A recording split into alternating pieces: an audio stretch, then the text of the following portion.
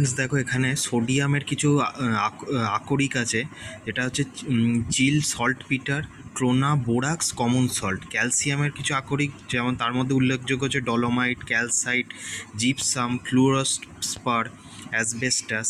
অ্যালুমিনিয়ামের যেসব আকরিকগুলো আছে তার মধ্যে হচ্ছে উল্লেখযোগ্য bauxite, corundum, feldspar, cryolite, alunite, kaolin.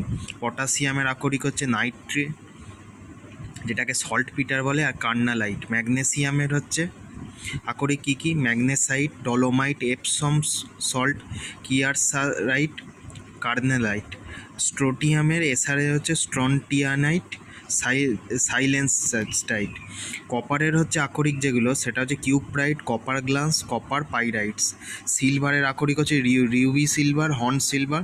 গোল্ডের কিছু আকরিক হচ্ছে ক্যালাভারাইট আর সিলভারাইট। এগুলো সংকেতগুলো একবার দেখে নেবে।